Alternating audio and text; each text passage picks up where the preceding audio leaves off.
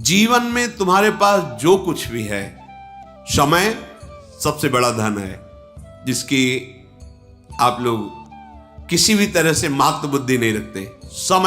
समय से बढ़कर कोई वस्तु नहीं। कई बार सत्संग में कहा है, मानो आपकी अवस्था 60-70 वर्ष की हो गई, जीवन भर धन कमाया, खूब सब वैभव है, अब आखिरी समय आ गया, श्वास अंतिम चल रही है, अब आप कह दो कि पूरे जीवन की कमाई दे दूंगा, एक श्वास और ले लेने दो।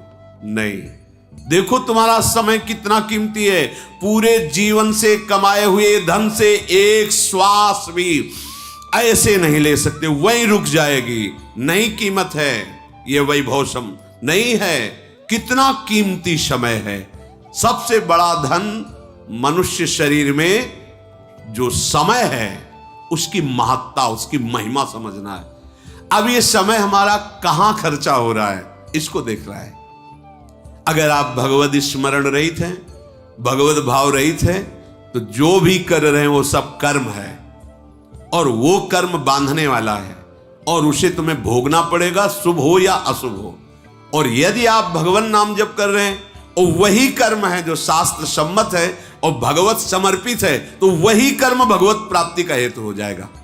कुछ नया कर्म नहीं करना। यत् करोषि, भगवान आदेश कर रहे हैं। जो समय मिला है उस समय में तुम जो भी कर्तव्य कर्म कर रहे हो उसे प्रभु को अर्पित कर दो, प्रभु का स्मरण करते हुए भगवत भाव से, तो वो कर्म योग हो गया, और वही कर्म योग आपको भगवत प्राप्ति करा देगा। अलग से कोई अनुष्ठान के लिए नहीं। यत् करोषि, जो कर रहे हो, ये तो सर्वाणि कर्माणि मयि सन्न्यस्य मत्पराहा, मेरा आश्रय लेकर, मेरे परायण होकर सारे कर्म मेरे को समर्पित कर दो, भगवत प्राप्त हो जाओगे। बहुत सुंदर बात, ये समझ में सबके नहीं आती। भगवान कह रहे ये तो सर्वाणि कर्माणि मयि सन्न्यस्य मत्पराहा अनन्ये नैव योगेन माम ध्यायन्तु उपास तेषामहं समुद्धरता मृत्यु संसार सागरात, उसे मैं इस भयावह संसार समुद्र से स्वयं पार कर देता हूं। तो जीवन का सबसे बड़ा धन समय, उसको हम जहां खर्चा कर रहे हैं, सार्थकता उसकी तभी होगी जब नाम स्मरण, भगवत स्मरण, भगवत आश्रय लेकर भगवत भाव से करेंगे, प्रभु को समर्पित करने के लिए करेंगे। समय सार्थक हो जाएगा, सत्य हो जाएगा। देखो ये छलांग लगाता रहता है, जैसे बानर है ना, एक डाल से दूसरी डाल, ऐसे आप चुपचाप देखो इसकी चिंतन वृत्ति, कभी संसारिक वृत्ति, कभी द्वेष की वृत्ति, कभी राग की वृत्ति, वो अपने आप ऐसे छलांग लगाता घूमता है। अब आपको इसकी छलांग रोकनी है। योग में चित्त वृत्ति का निरोध करके परमात्मा आत्म स्वरूप में स्थित करते हैं, और भक्ति में मुरारी पादार्पित चित्त वृत्ति, एक एक वृत्ति हमें प्रभु के चरणों में समर्पित करनी है। चित्त चिंतन कर, बार बार हटाओ चिंतन, संसार में जो जा रहा है बार बार प्रभु में लगाओ, या जहां चिंतन जा रहा है वही प्रभु का भाव कर लो। जब सृष्टि नहीं थी तब प्रभु थे, जब सृष्टि नहीं रहेगी तो प्रभु रहेंगे। तो बीच में जो कुछ बना हुआ है सब प्रभु हैं। जहां पदार्थ, वस्तु, व्यक्ति, स्थान का चिंतन होने लगे, उसमें इसके हृदय में भी श्री कृष्ण है, ये श्री कृष्ण ही बने हुए हैं। भजन हो गया, अनन्य भजन हो गया। चित्त का काम है चिंतन करना, और सदैव तुम्हारा चिंतन प्रभु से जुड़ा रहे। आसक्ति, जिसे हम लौकिक भाव में प्रेम कहते हैं, वो प्रेम नहीं होता। जो शरीर को लेकर, स्वसुख भोग वासना को लेकर होता है, उसे प्रेम नहीं कहते, उसे आसक्ति कहते हैं, काम कहते हैं, राग कहते हैं, मोह कहते हैं। और वही जब सच्चिदानंद प्रभु की तरफ मुड़ता है तो उसे अनुराग कहते हैं, प्रेम कहते हैं। हम लोग जो प्रेम का भाव समझे हैं, वो स्वार्थ से युक्त होकर प्रेम के बाना पहन करके काम ही नाटक कर रहा है।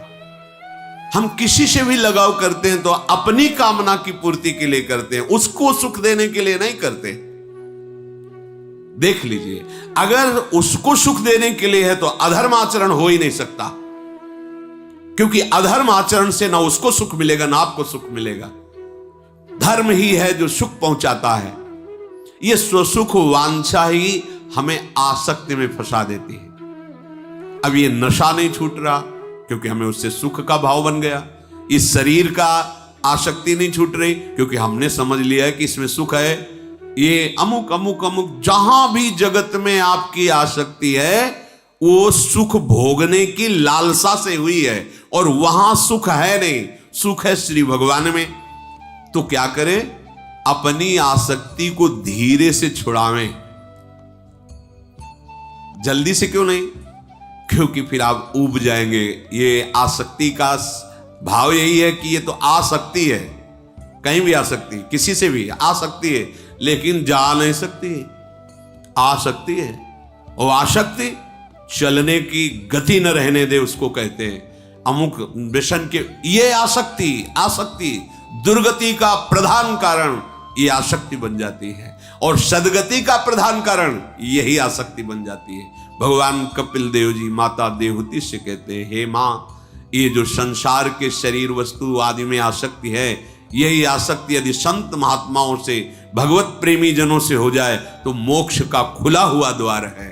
अर्थात यही आसक्ति उसको मोक्ष पदवी पे पहुंचा देती है और यही आसक्ति उसकी दुर्गति कर देती है।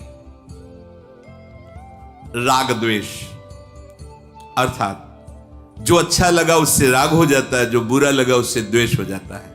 जो हमारे अनुकूल हुआ वस्तु व्यक्ति स्थान उससे राग हो जाता है, जो प्रतिकूल हुआ उससे द्वेष हो जाता है। यही राग द्वेष हमें बांधे हुए है। राग द्वेष दोनों खोइए तब खोजी पद निर्वाण। कोई गुरु कृपा पात्र ही अंदर की वृत्ति को पहचान पाता है कि इस समय रागात्मक चिंतन चल रहा है या द्वेषात्मक चिंतन चल रहा है या भगवत चिंतन चल रहा है। ये देखना है। सदैव हमारी वृत्तियां ये दो तार में घूमती रहती। जैसे बिजली आती है ना, तो एक गरम एक ठंडा, ठंडा अनुकूल राग, गरम प्रतिकूल जलाने वाला। इन्हीं दोनों में हमारी जीवनी शक्ति विचर रही है। देख लो, कोई रागात्मक चिंतन, कोई द्वेषात्मक चिंतन। अगर राग द्वेष का कनेक्शन कट जाए तो अभी आप आनंद में डूब जाएंगे, क्योंकि आपका स्वरूप ही है सुख राशि, चेतन अमल सहज सुख राशि। आपको कोई निर्मल करने की जरूरत नहीं है, आप कभी मलिन हुए ही नहीं। चेतन अमल, अमल कोई मल आपको छू नहीं सकता। आप चैतन्य घन हैं। मल जड़ शरीर के द्वारा किए हुए कर्म है, वासनाओं के द्वारा भोगे हुए अधर्मयुक्त विषय है। आपका स्वरूप कभी मलिन नहीं हुआ, ये आपको अनुभव में आ जाएगा। तो कैसे हुआ? अमल सहज सुख राशि, सहज सुख, बिना किसी साधना, बिना किसी क्रिया के जो सुख का स्फुरण होता है उसे सहज सुख कहते हैं। जो सहज सुख है वही श्री जी बरसाती, इसलिए उन्हीं का नाम बरसाने वाली। बरसंत में वो सहजाद्भुत सौख्य धाराम, श्री राधिका चरण रेणु महामिश्मरामी। इसलिए आंतरिक चिंतन को राग द्वेष से बचाइए, राग द्वेष के कनेक्शन को काटिए। कैसे काट सकते हैं? उनमें प्रभु विराजमान है, इस भावना से। ना किसी से नफरत द्वेष और ना किसी से आसक्ति राग। परिस्थिति में सम रहना, चाहे जितनी भी, ऐसा होता है बड़े बड़ों के जीवन में आता है। कभी बहुत आनंद के अवसर आते हैं, कभी बड़े दुख के अवसर आते हैं, कभी बड़ी विपत्तियां आती तो कभी संपत्तियों का अंबार लग जाता है। उपासक को संपत्ति अनुकूलता आने पर, सम्मान मिलने पर हर्ष नहीं होना चाहिए, और विपत्ति सब लुट जाने पर शोक नहीं होना चाहिए। ऐसा कैसे हो सकता है? ऐसा इसलिए हो सकता है कि उसने महान धन को प्राप्त कर लिया, वो श्री भगवान का नाम, राधा राधा राधा। ये संपत्ति आई, श्री जी का दुलार है, राधा राधा, सब छिन गया। तो क्या परेशानी, श्री जी है ना, अनंत ब्रह्मांडों के स्वामी, जिनके अधीन वो हमारी श्री जी हैं। ये क्या संपत्ति, वो एक सेकंड में ऐसी व्यवस्था कर देंगी जो हम सोच नहीं सकते। क्या विषाद होगा, क्या शोक होगा? अपने हृदय में प्रत्येक परिस्थिति में समान भाव रखना, ना तो बहुत गर्वीली वृत्ति आ जाना कि बहुत अब धन आ रहा है, लोग बहुत वो सब तुम्हारे पतन का कारण हो जाए। अब तो कोई पूछता नहीं, सब जा रहा है, अब क्या होगा, अब बहुत मंगल होगा क्योंकि मेरे प्रभु मेरे साथ हैं। परिस्थिति में जो हर्ष और विषाद को प्राप्त होना है, यह हमारी कमजोरी है, अज्ञान है, मूढ़ता है। इतना सब होने पर भी तुम्हारे जीवन में विनम्रता होनी चाहिए, अहंकार रहित जीवन होना चाहिए, नम्र जीवन, शीलवान। आपका व्यवहार होना चाहिए हंस बोले बहुमान दे, तरुषम सहनशीलता होए, परम उदार कहे सब कोई, सोच न मन कबहू करे। कोई भी कैसा तुम्हारे साथ व्यवहार करे, आपकी मुस्कुराहट में फर्क नहीं पड़ना। राधे राधे राधा। हमारा स्वभाव जितना विनम्र, जितना दैन्य, जितना प्रेममय होगा, उतनी ही हमारी साधना सफल हुई है। जीवन का सदा विनम्र में रहना, संयम पूर्ण रहना, सदाचार पूर्ण रहना, ये साधना का फल है। जीवन में साधना हुई है, इसका परिचय है विनम्रता, दैन्यता, प्रेम। सबसे सब जीवन सो प्रीति, पर रीति निवाहता अपनी। रीति क्या है? आपसे कुछ नहीं चाहिए, सबसे प्रेम का बर्ताव है। आप सुखी रहें, आप आनंदित रहें। अगर वो नाटक है, प्रेम दिखाकर कुछ लेना, बात अलग हो गई। लेकिन स्वाभाविक प्रेम, कुछ चाह नहीं।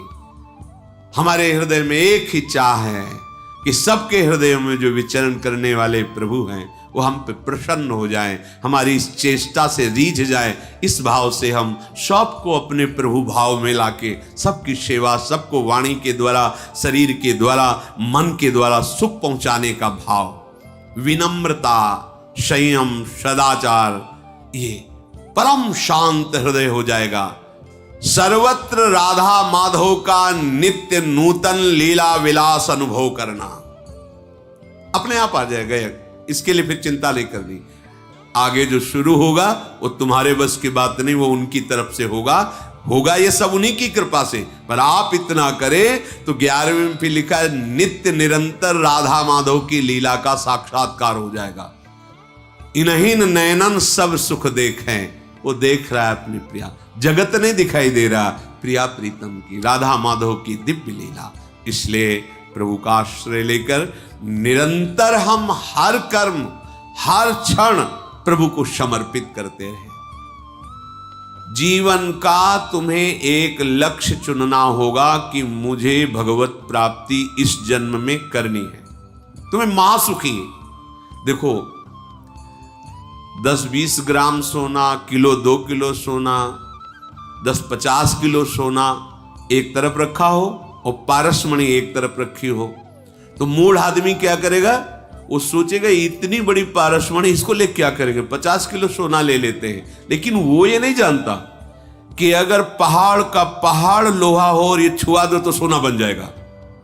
और जो चतुर है वो क्या करेगा? मणि लेगा। नहीं, सोना नहीं चाहिए। क्यों?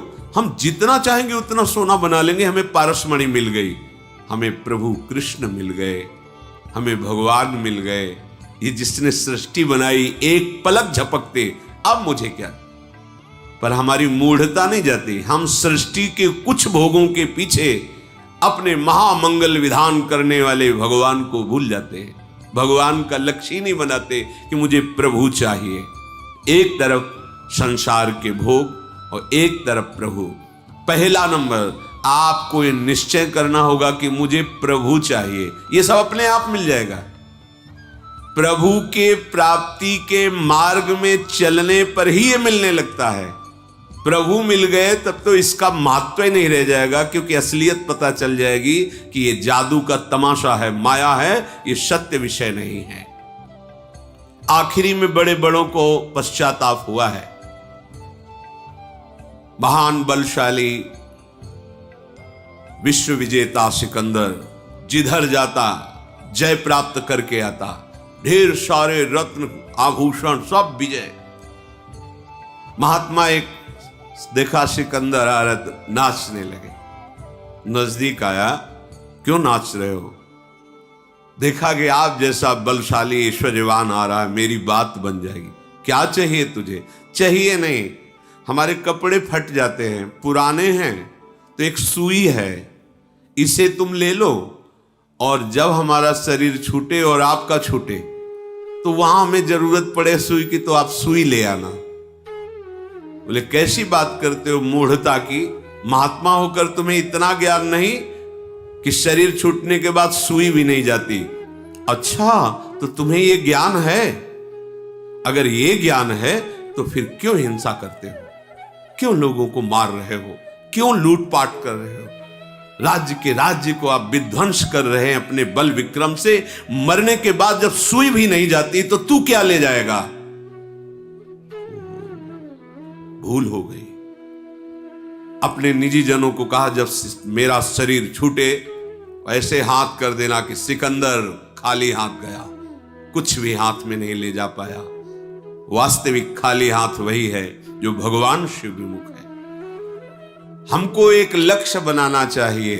पहला नंबर, मुझे भगवत प्राप्ति करनी है। पहले ऐसे सोचो बस। ये बात यहां तुम्हें नहीं सोचनी है हम तो गृहस्थ हैं, हमारा तो ये कर्तव्य है, हम तो ऐसे भोग भोगते हैं, हम तो नीच हैं, पापी, हम कहां भगवत प्राप्ति। ये तो बड़े पवित्र जितेंद्रीय महात्माओं का विषय नहीं। आपसे प्रार्थना करते हैं, पारसमणि ये नहीं देखती कि ये लोहा पंडित जी के घर का है या लोहा किसी के गला काटने वाला है। जहां छूती उसको सोना बना देती है।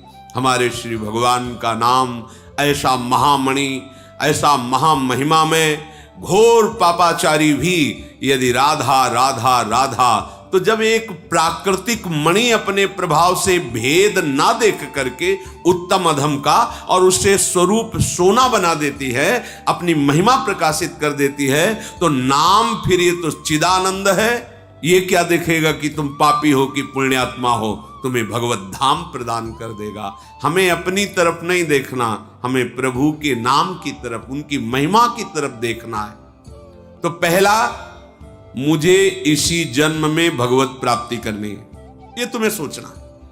क्या है भगवत प्राप्ति तुम नहीं जानते, बस सुन लिया कि मुझे भगवत प्राप्ति करनी है, आप इतना निश्चय कीजिए। दूसरा, आपकी बुद्धि का काम होता है सुख विचार करना।